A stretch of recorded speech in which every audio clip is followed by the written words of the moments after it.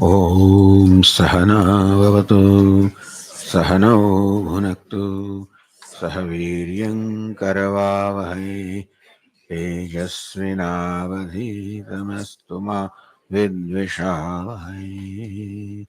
Om Shanti Shanti Shanti. Om Purnamadah Purnamidam Purnat Purnamudachyate Purnasya Purnamada Purnamevavashishyate. Om Shanti Shanti Shanti.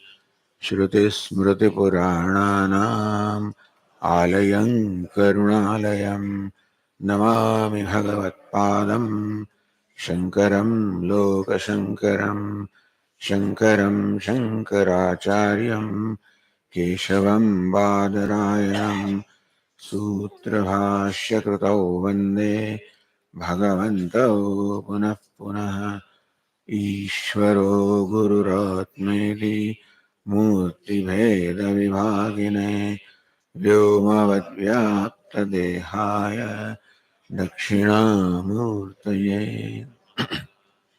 Om Namo Brahmadibhyah Brahma Vidya Sampradaya Kartrubhyah Vamsharshibhyah Mahadvyah Namo Gurubhyah.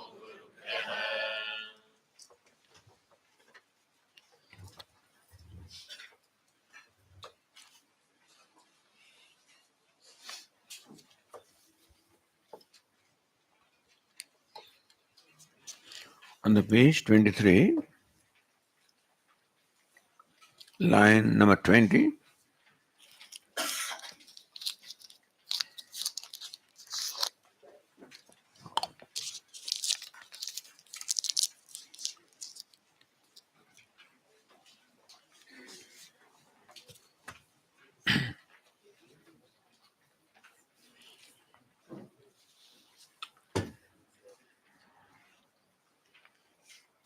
Mahashagara says, Tatra idam sarvam yadayam atma.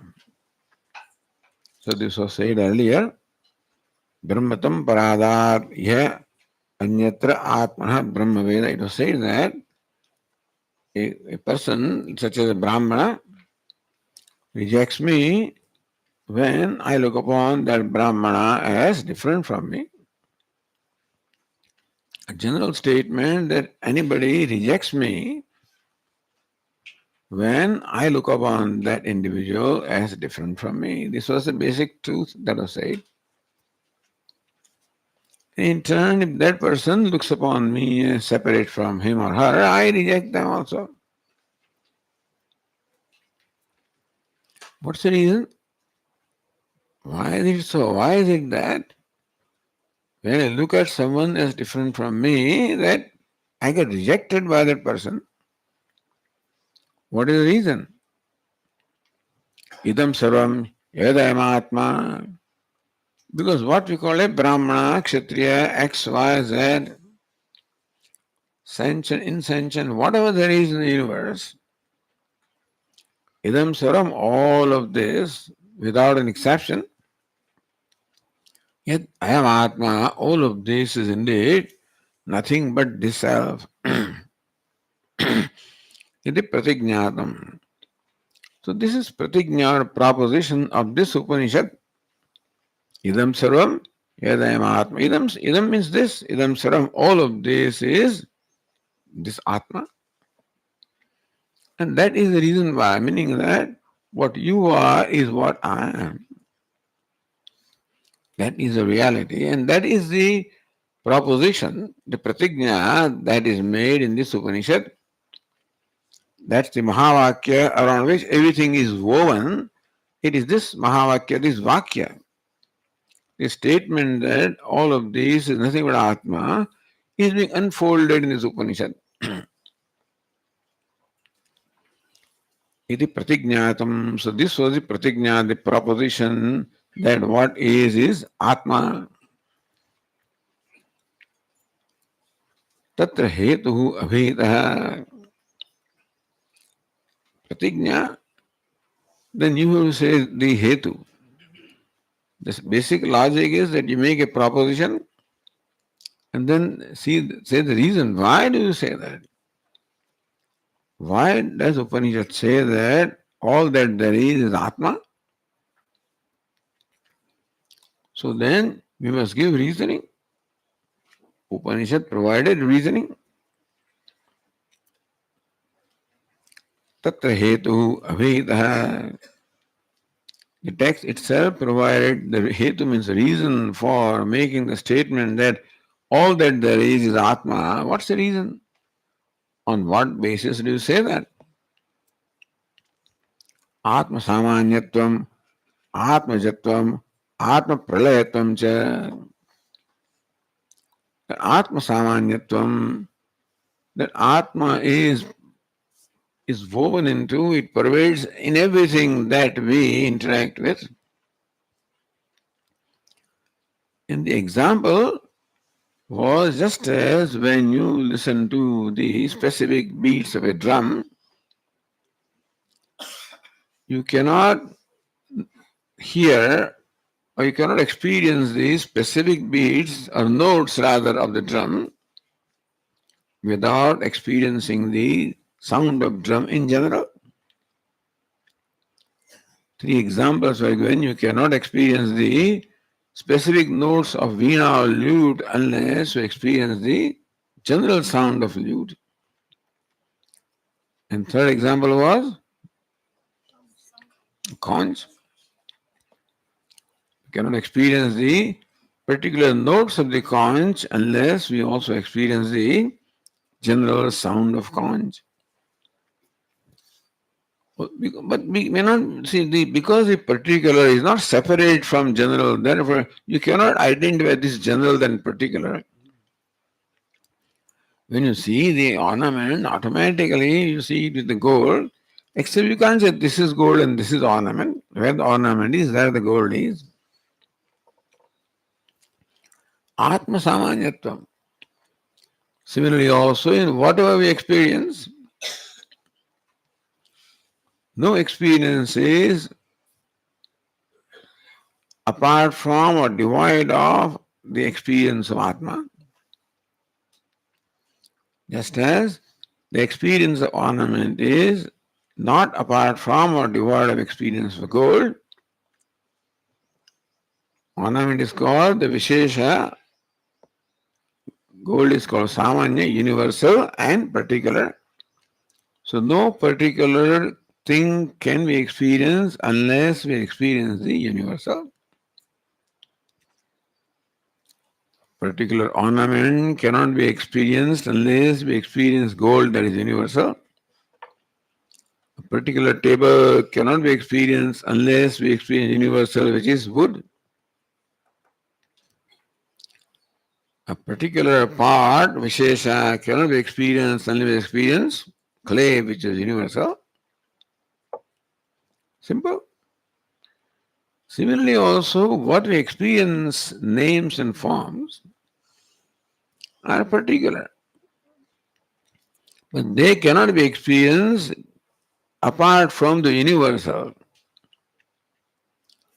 We may not make a note of that. We may not make a note that when we experience pot, we are experiencing clay. We may not make a note of that. Because it is likely that our attention is so much centered or focused upon pot and how it looks like and what the designs are, and etc., that this pot is a clay, that fact may be overlooked by us. That is the situation in our life, that what draws our attention, all particulars, names and forms. Although these names and forms cannot be experienced without experiencing universal, which is asti, bhati, priyam. Every object is. So when you experience this part, the isness is experienced. Bhati, this part shines in my awareness. Therefore, when you experience the part, the bhati, that This part shines in my awareness, is also experience. Priyam, this part is useful and therefore dear. So when I experience a part, the asti, bhati, priyam are experienced, but we don't make a note of that. You know why? Because it is not useful. What does it matter? Asti, what is useful is a pot. You can fill water in there, carry water. That pot is big deal. Pot shines, so what? Pot likes itself, maybe. The asti, bhati, priyam is there and we experience it, but then we don't particularly, because it is not useful in our day to day life. It does not seem to play any role in our day to day life, and that goes with every other object also. But whenever we experience something, we always experience the universal. What is universal? Asti, bhati, priyam. We cannot experience a particular name and form unless we experience the universal, which is what? That it exists, that it shines in my awareness, that it is useful in the dear. We always experience asti, bhati, priyam whenever we experience any name and form. Is it not so? When you see me, do you see that I am? Yes. Do you see that you are aware of me? Yes. And do you see that I am dear to you? That may not be so. But yes, I am dear to me. So, asti, bhati, priyam. See, this is a very fundamental thing I'm repeating. Just so that everybody understands that. Because I still see many people are just lost. What may be a very simple matter for a Vedanta, it may not be so. But is it clear to everybody that in any experience that we have as that of a part, we experience the fact that the part is. We may not make a note of that because it doesn't matter to us, it's not useful to us, and the part is so what. But then we do experience part is. Unless you experience isness, you can't experience part. Ghataha asti. How do we say it is? When do we determine that an entity such as part is? When do we determine that? Do I have a part in my hand? Do I have? Say yes, it is. I mean, people are concerned. What is Swami is asking some very complicated question or what?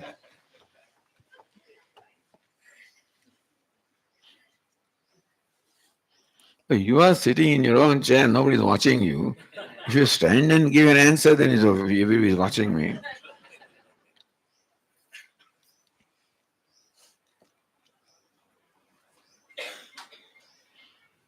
So the part shines in your awareness, and part is a useful entity.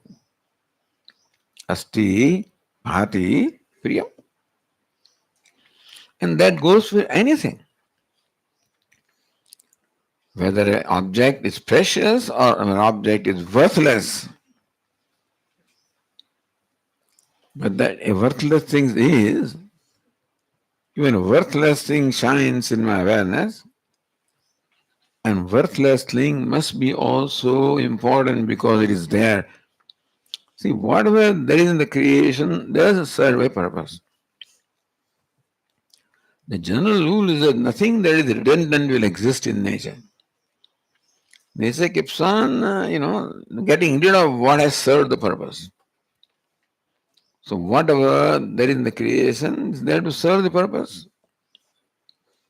It's useful and it's dear to the one to whom it is useful. And therefore, whether something is valuable, not valuable, precious or not precious,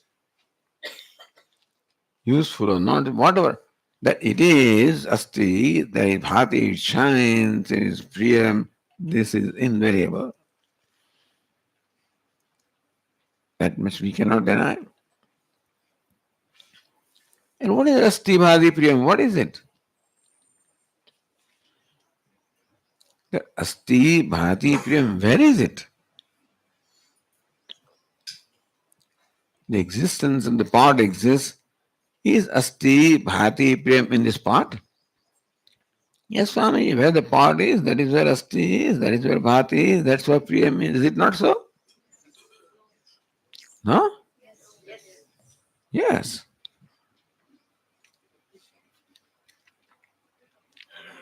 The pot is here, so existence also is there. Is it not so? Pot is useful, usefulness also is there. Where the pot is, there the asti, bhati, priyam. Is it not so? It is not so. Pot is here. Asti is where, here. Asti, bhati, priyam is here. And Nama Rupa is here.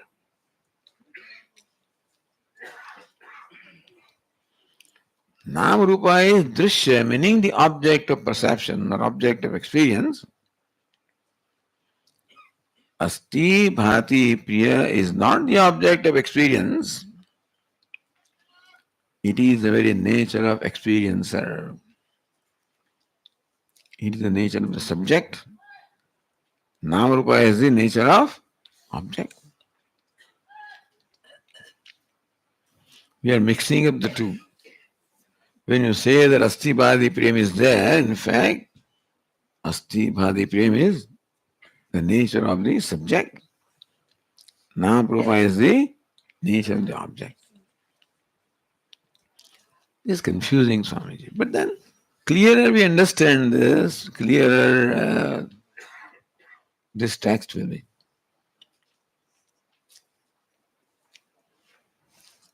When I experience all of you, you are there, you shine, you are beautiful. But where is that beauty? Where is that being existence? Where is that shining? That's where I am. Just by the way, I may tell you, when you experience the beauty of something, whose beauty are you experiencing? Huh? Because Asti Bhadi Prem is here. Nam Rupa is there. We think that beauty is there in the mountain. We think beauty is there in the river. Beauty is there in the flower. Where is the beauty? Just to be happy to know.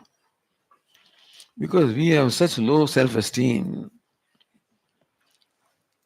We look down upon ourselves. We don't respect ourselves. Swamiji, I am nothing.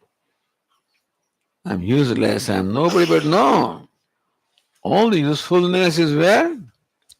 Here. All the beauty is here.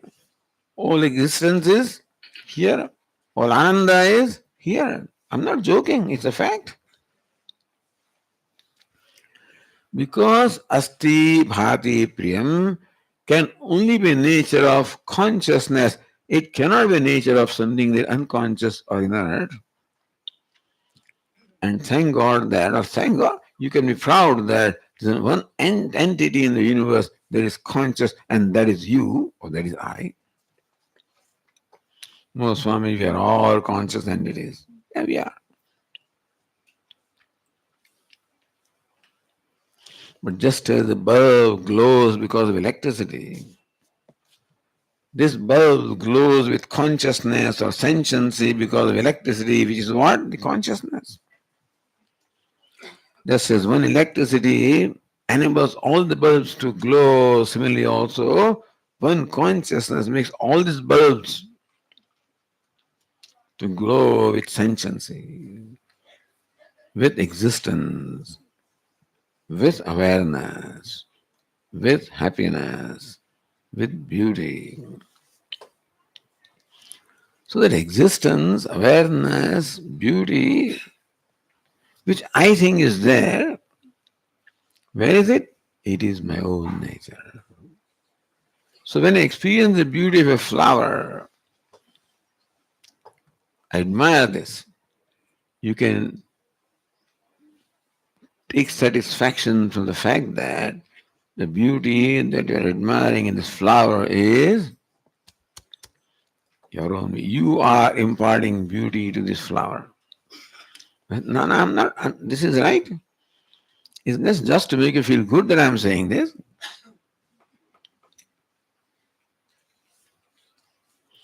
And therefore, we are the worthiest in the whole universe.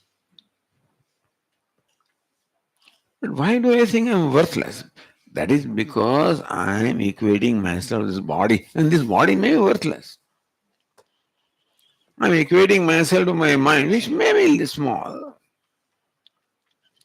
But body, mind, etc., nothing but the costume given to me, because an actor cannot come to the stage without a costume. Actor cannot come as he, she is on the stage. Actor must necessarily put on a costume to come onto the stage. So also, the Atma Asti Bhati Priya cannot come to stage of the universe without a costume. What is that costume? This body, sense, mind complex. We need this costume to function in the universe and to interact. That's all. Unfortunately, the costume has become I. The problem is that what is costume which is meant for, for interacting with the world, it has some utility. But I equate myself with a costume and then suffer from all kinds of complexes. And that is what they want us to recognize. Idam sarvam yadayam atma. All of this is this self. Iti pratignatam. This is the proposition of this Upanishad. That what there is, Atma means I, by the way. Atma doesn't mean something else. Atma means I. In Sanskrit, the word Atma means the self, which means I. Idam sarvam yadayam atma. All of this is this self. That's what you said. On what basis do you say that? All these pots and pans are nothing but clay. On what basis do you say? Because all pots and pans emerge from clay, they're all sustained by clay, they all merge back into clay. Therefore, we say that all pots and pans are nothing but clay, right? This pot has come from where? From the clay. Is sustained by clay. When it breaks to pieces, merges back into clay. Therefore, this pot is nothing but clay. Similarly, what is here is nothing but Atma. In order to help us understand this is called pratigna or proposition that what is Atma. When we say that what is here is clay, how do you say Swami? Because this has emerged from clay, is sustained by clay, merges back into clay. So also what is here is Atma, because what is has emerged from Atma, is sustained by Atma, merges back into Atma. Remember the illustrations given? What is A has emerged from Atma. Remember what example was given?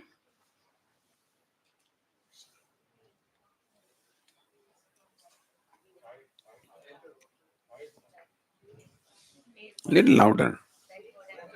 Huh?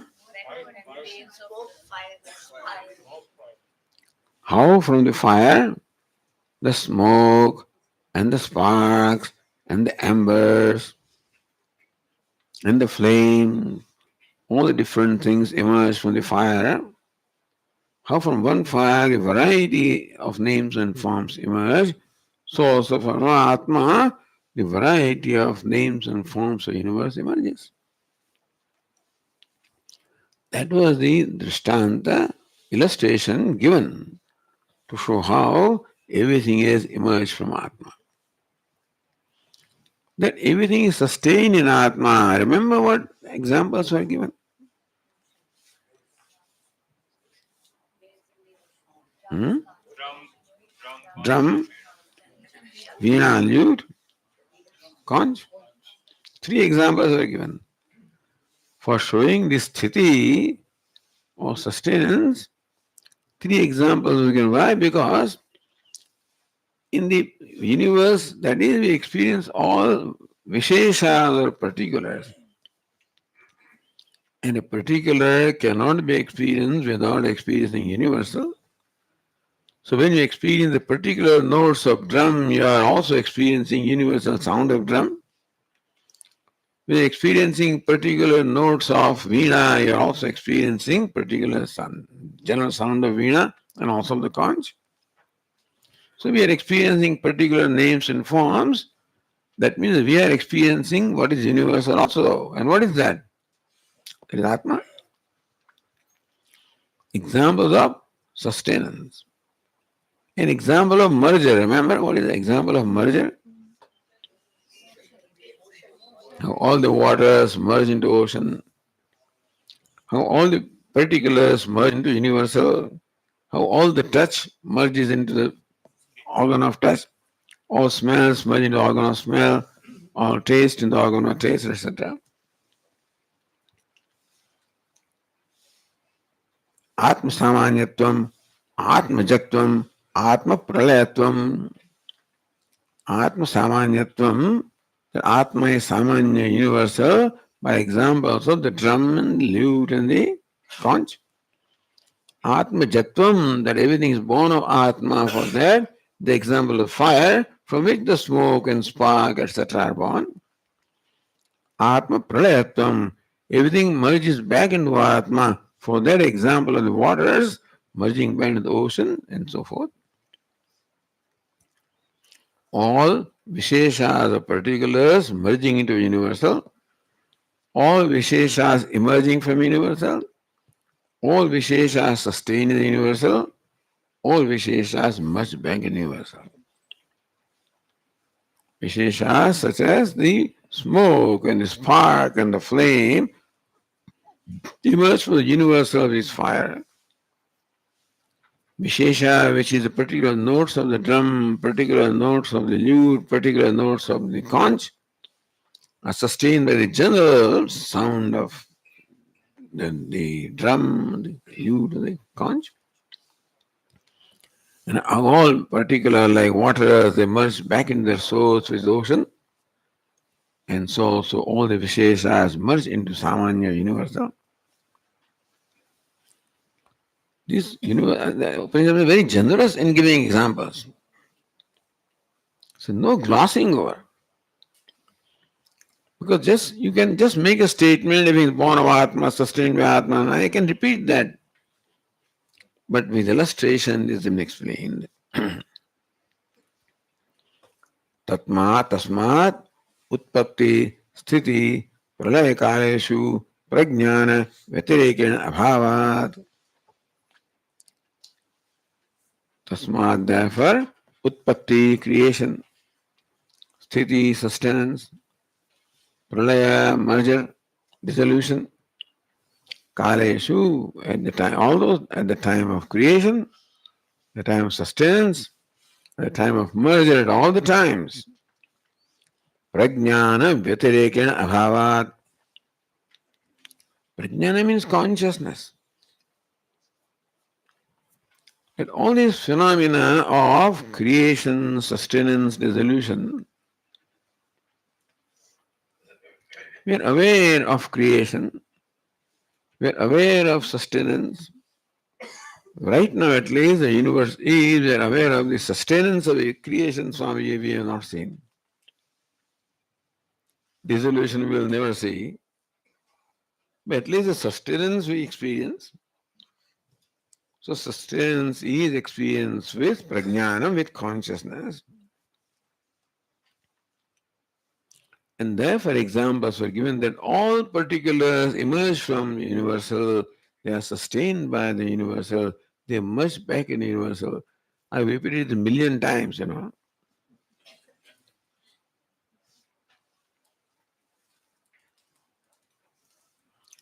This much lesson we take back itself will be great, from this Upanishad. Therefore, prajnanam brahma atma vedam sarvati pratignatam yat. Therefore, what was pratignatam, what was proposed, idam sarvam yadayam atma, all this is this atma, has been proven with illustrations, how everything has been created from atma, sustained by atma, merges back into atma. So what is the atma? Tat tarkatha sadhitam. So pratigna, the proposition, sadhitam, was proven by tarkatha, by reasoning.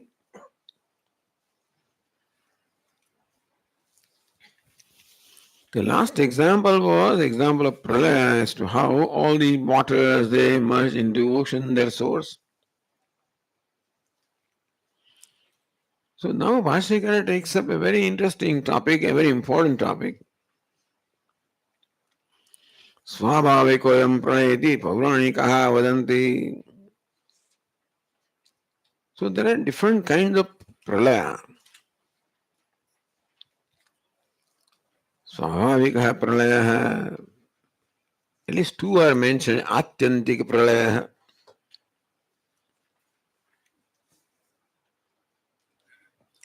Swabhavikaha. Pralaya means the merger or dissolution that takes place by nature. It is nature of a thing to ultimately go back to its source. This part, when it will be broken into pieces, it will go back to clay. Swabhava. You need not do anything yourself. A day will come when this part will disintegrate. It may not be in our lifetime, but it will. There's something that is holding this part, the atoms of this part together.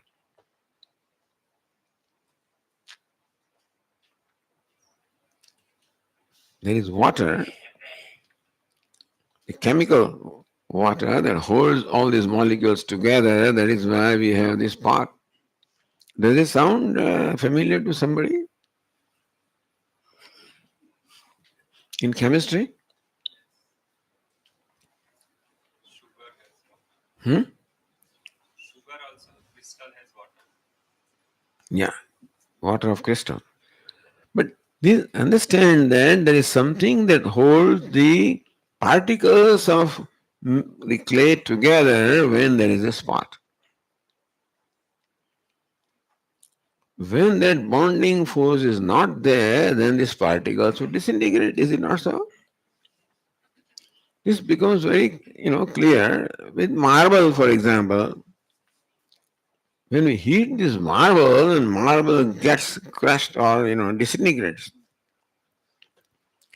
because the water which keeps the particles or molecules of marble held together, when you heat that marble, that water gets evaporated, and therefore all those things, the marble gets disintegrated, crushes.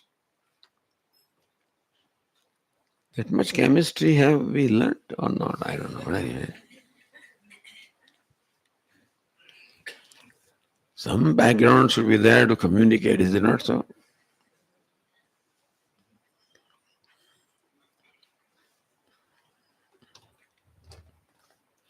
But anyway, that it is water that is holding this entity together.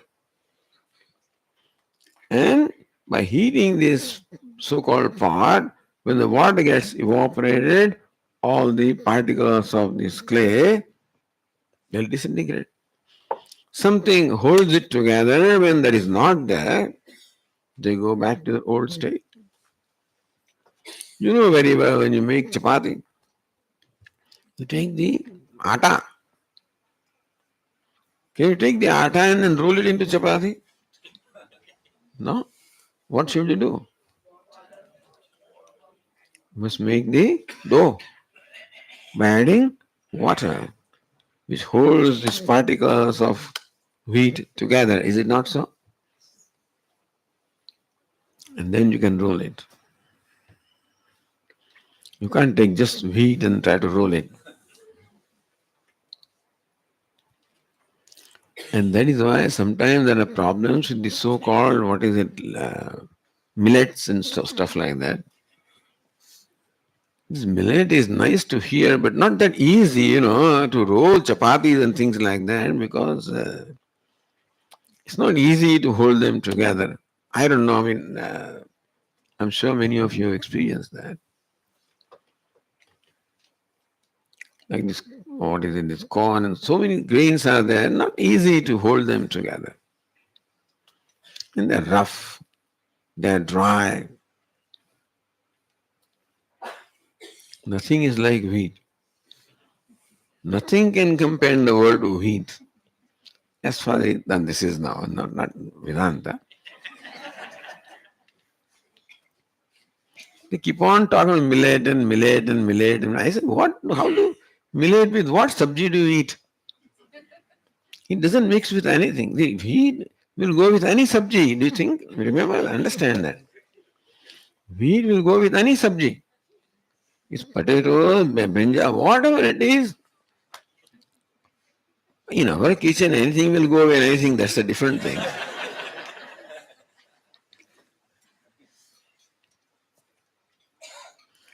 You can mix any vegetable. You can't mix any vegetable. Here you use the turiya and there's something very, whatever is there is all mixed together. That it doesn't work really. For some sensitive people, you can eat away everything. So wheat is a real universe. It's not for nothing that wheat is so popular. Anyway, holding together. What I'm saying is that something holds it together when that the bonding element is not there, it disintegrates. That is a simple, because that is useful here, that understanding. So now the merger that we talked about, everything emerges from Atma, everything sustained by Atma, everything merges back into Atma. The merger can be of two kinds. One is called the Swabhavika Pralaya.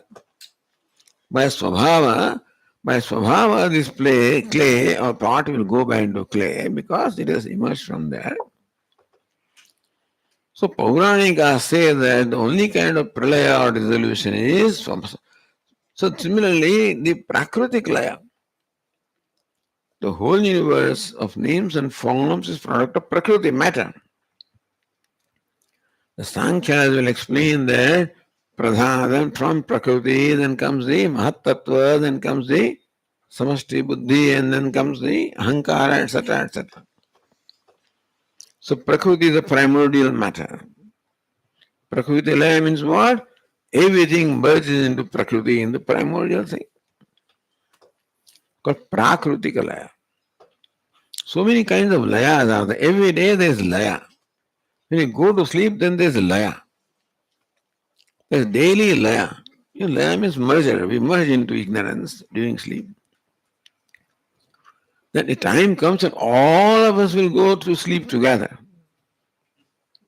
When Ishvara goes to sleep, Brahmaji goes to sleep, we all go to sleep.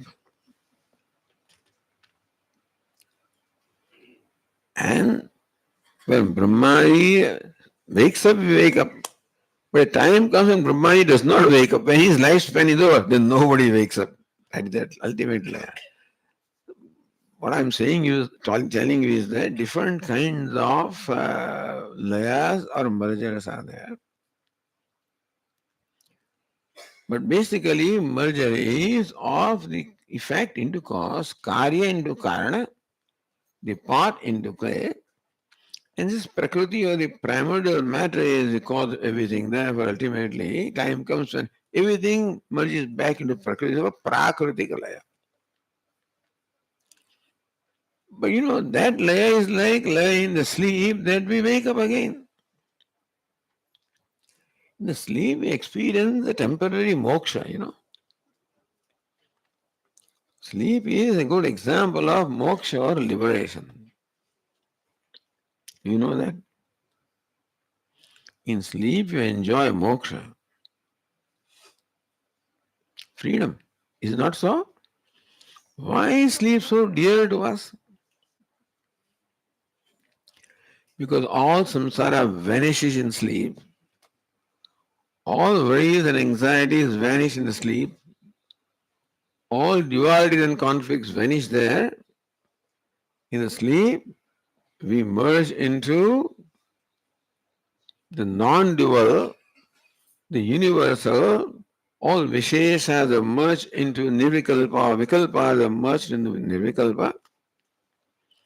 Therefore, in sleep, we do not have any particular personality or that I. People ask, so what is I, that you is not there in sleep, and therefore we are so happy in sleep. That is why sleep is so much loved by everybody. So when Brahmaji created sleep, Nidra, Brahma the creator, he assigned places to everything in the universe. When Nidra sleep was created, he went to Brahmaji the creator, where do you place me? Brahmaji says, I place you wherever any Vedantic discourse is going on.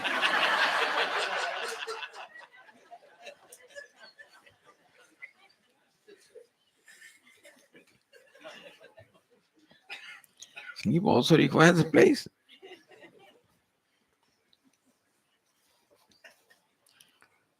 But thus that there is a merger in the sleep. At the time of the pralaya, there is a merger of the whole universe. And that merger gives us temporary relief. See, sleep is a temporary relief. And Ishvara has given us it's a grace of Ishvara that we every day enjoy that relief. Otherwise, we'll get crazy. The way the day goes in all kinds of conflicts, if there is no respite from that conflict, then in a few days we'll go crazy. But Ishvara has made arrangement that every night we go to sleep and there is a respite, so we are fresh to again fight back.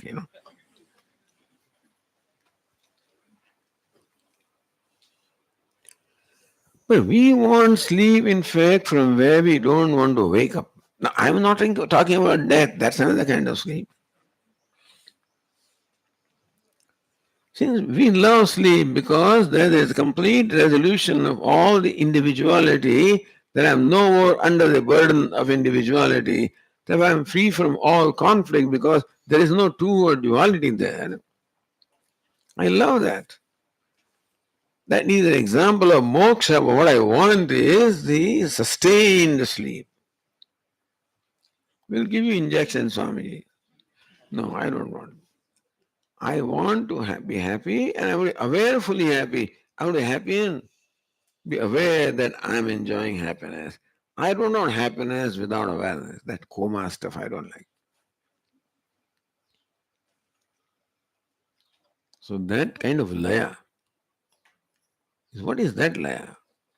It's not prakritika laya, it is called atyantika laya. When it's prakritika laya, you as well listen to this terminology. Prakritika laya and atyantika laya. Prakritika laya merger into prakriti, just as we have in a sleep and we come back again, unfortunately. So there will be a prakritik laya when the whole universe will emerge at the end of the cycle and it will come back again. Atyantika laya is the merger or dissolution from where there is no waking up. I don't want Swami. I want to wake up, but no waking up in sorrow. Yad gatva nanivartante tadhama paramam mama. Having gone where one doesn't come back means what? You mean don't wake up, Swami? I wake up.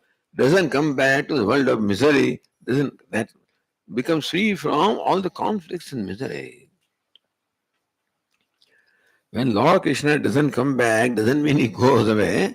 He may come back, he may be born again, but not again in this world of conflicts. Understand, conflict is not out there. Where is conflict? Conflict is here. When there is resolve, I can be born anywhere. I can be free. That is called Atyantika Laya, the laya that takes place because of the knowledge. Because we are all born with ignorance, and because of ignorance, we have the ego, the identification with the body mind complex. Because we suffer from a sense of individuality. Our nature is Atma, the limitless Prajnanam consciousness, that's our nature. Unfortunately, we constantly suffer from a sense of smallness, sense of individuality, where I feel I am nothing, I am insignificant in the whole universe. Who am I? Human being thought that is so powerful when the first spaceship went there, and the astronauts from there were sending some pictures. And that time we saw how the earth looks from there. First time the human being had the actual perception of how the earth looks there, and we were like this little ball. Like the moon looks from here, so earth looks from there. Oh, we are so small. Look at the vast universe, and where are we? Not even a little drop. That time this commentator became very humble. We know it theoretically. When you see it practically, that, oh wow, this is earth. In that there is the United States. In that there is New York. In that there is a studio. In that there is room. And that there is chair which I am sitting. The commentator realized, was a very wise person. So he said, look, where we are so insignificant with reference to the whole universe. And unfortunately, we always waste our life in such arrogance, thinking that, I'm so great and we are nothing. Swami, that is miserable that I'm nothing. To be something is very a big burden that we have to carry. To be nothing is a great relief, really.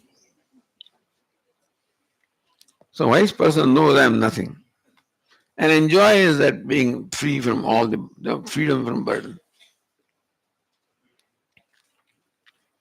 So that is the kind of laya that we are talking about. That's the kind of laya that the Upanishad now talks about. It's called Atyantika laya. The Prakritika laya is when the effect merges into cause. Prakriti means cause, and then again emerges when the time comes. Atyantika laya means merger from where there is no emerging. And that is the laya that takes place by knowledge. So here this Upanishad explains very beautifully what this ignorance does, how it makes me feel a sense of limitedness, smallness, like a jiva compared to a lump of salt,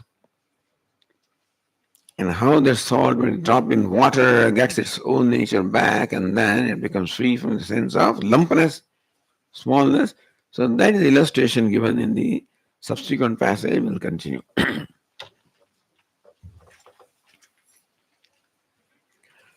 Om Purnamadah Purnamidam Purnat Purnamudachyate Purnasya Purnamadaya Purnameva Vasishyate Om Shanti Shanti Shanti Shankaram Shankaracharyam Sutrabhashya Kritau Vande Bhagavantau Punah Punah ईश्वरो गुरुरात्मेति मूर्तिभेदविभागिने दक्षिणामूर्तये नमः। ॐ शान्ति शान्ति शान्तिः। हरि ओम्। श्रीगुरुभ्यो नमः। हरि ओम्।